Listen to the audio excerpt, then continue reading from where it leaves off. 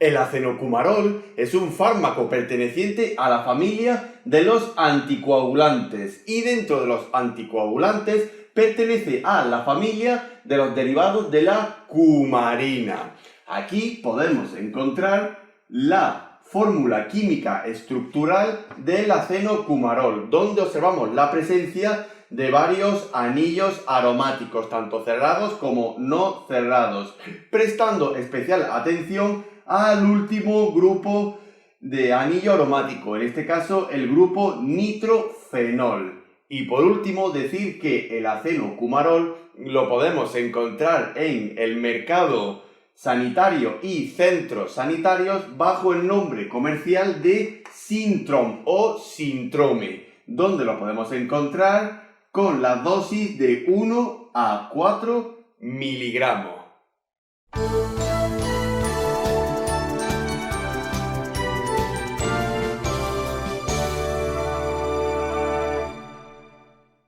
El acenocumarol está indicado en cualquier situación donde puede haber riesgo de una afección trombótica o directamente hay una patología de etiología trombótica, como por ejemplo el acenocumarol lo podemos utilizar en cualquier tipo de trombosis o riesgo de trombosis, en los tromboembolismos pulmonares y las trombosis venosas también del tipo profundas. Y por último también lo podemos utilizar en patologías donde puede haber una creciente o puede haber un mayor riesgo de formación de trombos, como por ejemplo en las afecciones cardiovasculares de la fibrilación auricular y el flúter auricular.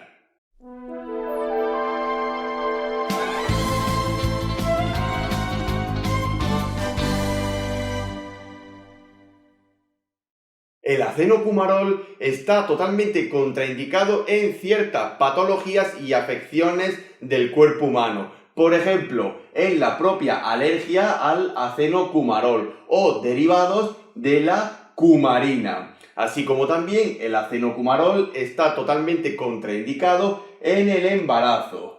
Dentro del ámbito hematológico, el acenocumarol está totalmente contraindicado en las diátesis hemorrágicas y en las propias hemorragias o sangrados corporales. También está contraindicado en cirugías quirúrgicas de tipo reciente o, por ejemplo, cirugías donde pueda haber una mayor presencia de hemorragias, así como también en cirugías importantes como en cirugías cardíacas y en cirugías del sistema nervioso central. También está contraindicado en la hipertensión arterial del tipo grave o crisis hipertensivas, así como también en las coagulopatías. Y por último, el acenocumarol también está contraindicado en la insuficiencia hepática y renal de tipo grave. Y aún así también tenemos que tener precaución cuando administramos el acenocumarol. Por ejemplo, en la insuficiencia hepática, renal y cardíaca de tipo leve y moderada. Recordamos que en la insuficiencia hepática y renal grave está contraindicada la administración de acenocumarol. También deberemos de tener especial cuidado en la administración del acenocumarol a los niños e infantes y por supuesto en la tercera edad, donde tenemos que tener un control más estricto de las pruebas típicas para determinar la administración del acenocumarol, como por ejemplo el tiempo de protrombina y el valor del INR. También el acenocumarol debemos de tener precaución en pacientes oncópatas, es decir, en tumores, carcinomas y el propio proceso del cáncer. También debemos tener especial precaución en la administración del acenocumarol en las infecciones del tipo que sean y en intervenciones quirúrgicas. Y por último también decir que el acenocumarol es un fármaco que debe de suspenderse su administración de forma gradual, nunca de forma interrumpida brusca, no. Se suspende de forma gradual, bajando la dosis hasta que ya no se requiera ninguna administración de acenocumarol.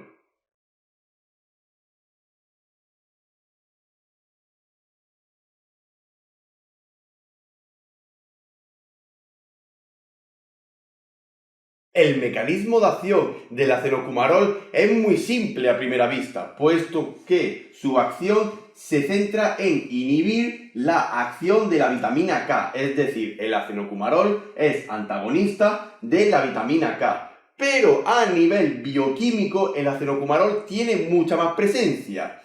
Vamos a explicarla. El acenocumarol, aparte de ser antagonista de la vitamina K, en las cascadas de coagulación inhibe el complejo enzimático epóxido reductasa, el cual se conoce bajo los acrónimos de VKORC1.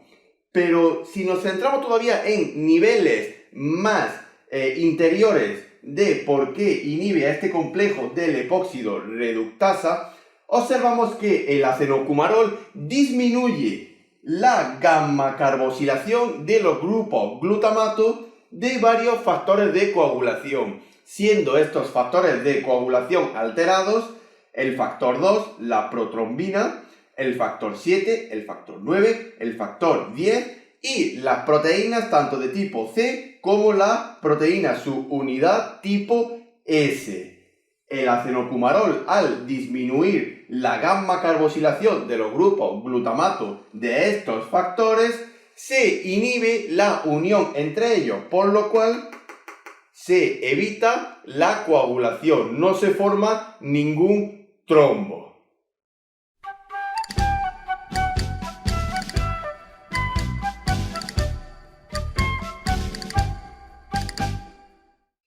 La vía de administración más usual del acenocumarol es la vía oral o por sonda nasogástrica, ya que la forma de presentación del acenocumarol bajo el nombre comercial de Sintrom suele ser en pastillas con ranuras de división o divisibles, pastillas divisibles. Y muy importante decir que el acenocumarol no está indicado y no se recomienda su administración por vía parenteral, especialmente en la vía intramuscular, puesto que hay un alto riesgo de presentación de hematomas y sangrados o hemorragias. Y también hay que tener mucho cuidado en la administración del acenocumarol por otros tipos de vías parenterales, como por ejemplo la vía intravenosa y la vía subcutánea.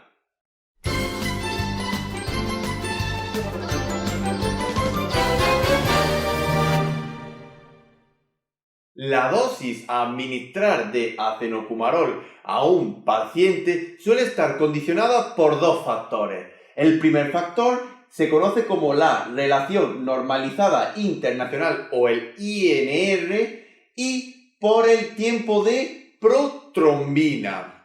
Estos dos factores están regulados mediante pruebas de coagulación y hematología que llevan siempre el control facultativo de hematología, donde encontramos que hay un margen terapéutico muy estrecho del acenocumarol, es decir, que si nos pasamos un poco por encima del valor normal o lo disminuimos un poquito por debajo del valor normal, podemos estar ante ciertas patologías que pueden resultar graves o considerables en el paciente. Por eso el acenocumarol es un fármaco que requiere un control de dosis muy estrecho. Pero claro, hemos hablado de la relación normalizada internacional y del tiempo de protrombina. ¿Pero qué significan estos dos términos, estos dos factores? Uno es la equivalencia del otro, es decir, la relación normalizada internacional es equivalente al tiempo de la protrombina. El valor normal de la relación normalizada internacional del INR suele estar entre 2 y 3. Si encontramos un valor por debajo de 2 en el INR, significa que ese paciente está poco anticoagulado. Es decir, que el paciente puede sufrir la posibilidad de desarrollar trombos y que esos trombos se repartan por el cuerpo y puedan producir afecciones, como por ejemplo trombosis generales o ictus cerebrales, así como accidentes cerebrovasculares y trombosis venosas profundas. Si por el contrario encontramos que el valor de la relación normalizada internacional del INR está por encima de 3, significa que el paciente está muy anticoagulado. Es decir, que si el paciente por alguna casualidad tuviera o se hiciera una herida, no habría coagulación. Es decir, habría una alta probabilidad de desarrollar hemorragias y sangrados. Por eso es muy importante que el INR siempre esté en un valor ajustado entre 2 y 3. Que no esté poco anticoagulado ni que esté muy anticoagulado. Y hemos dicho que el INR es equivalente al factor del tiempo de la protrombina. El tiempo de la protrombina se suele medir en segundos, donde el valor normal del tiempo de la protrombina suele ser entre 11 segundos y 13 segundos y medio.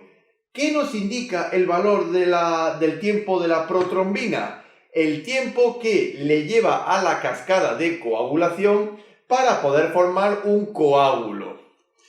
Si ese valor del tiempo de la protrombina está por debajo de 11, significa que se requiere muy poco tiempo para la formación de un coágulo. Es decir, la cascada de coagulación se realiza de una forma muy rápida.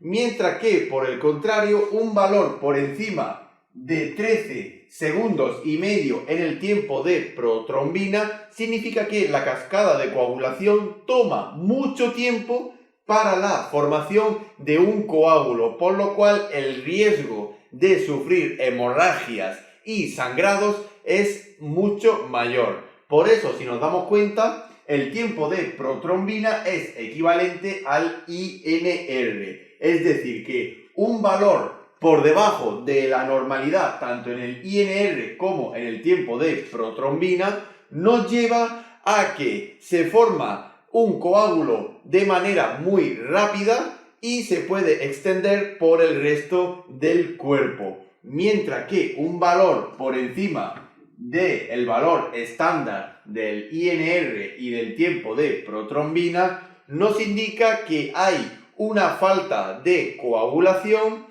y el riesgo de hemorragias y sangrados sea aún mayor.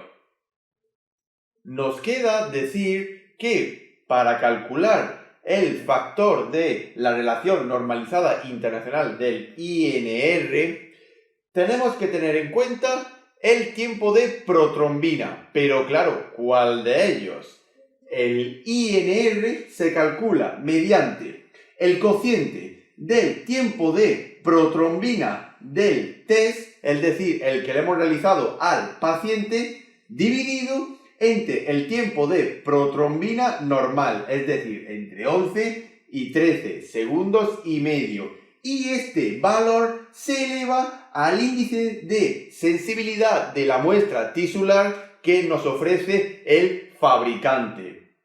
Normalmente, este cociente elevado al índice de sensibilidad suele ser entre 2 y 3 para pacientes anticoagulados, en este caso con el acenocumarol. Y el valor del índice de sensibilidad de la muestra tisular del fabricante suele variar entre 1 y 2.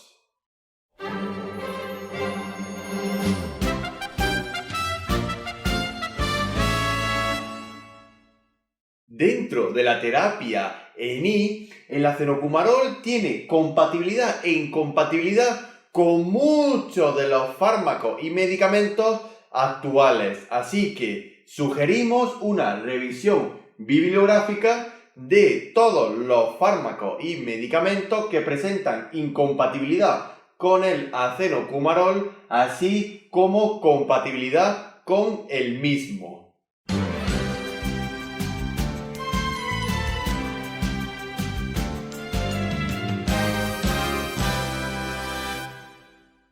El acenocumarol es un fármaco que también presenta cierta adversidad y efectos que deberemos tener en cuenta en la administración del mismo a un paciente o usuario. Por ejemplo, tenemos que tener en cuenta que el acenocumarol puede producir una alergia a sí mismo. Quiere decir, un paciente puede ser alérgico al acenocumarol y no saberlo. Así que muy importante tener en cuenta las propias alergias al acenocumarol.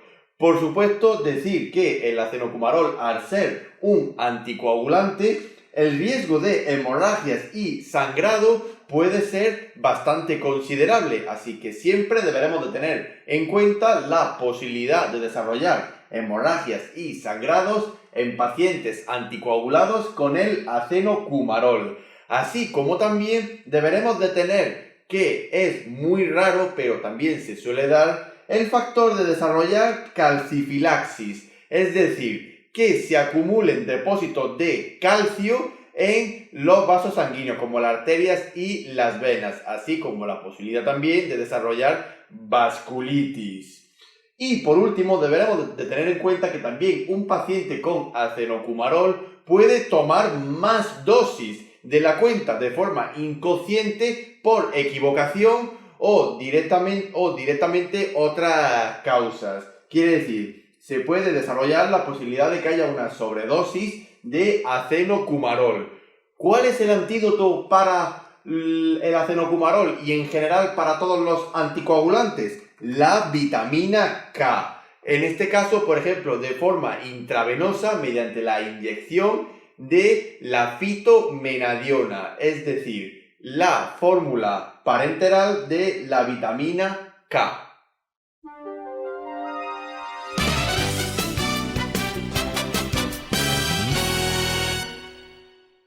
Finalmente, queda decir que el acenocumarol mencionado anteriormente es un fármaco de un margen muy estrecho, quiere decir, estamos jugando a una banda muy limitada y deberemos de controlar al paciente en la dosis administrada de acenocumarol, así como también recordar que la colaboración del paciente, la instrucción del mismo en la toma del acenocumarol y por supuesto la educación e instrucción de la familia del mismo nos pueden ayudar a conseguir los beneficios terapéuticos del acenocumarol, ya que es un medicamento que se suele administrar siempre o casi siempre en el ámbito domiciliario.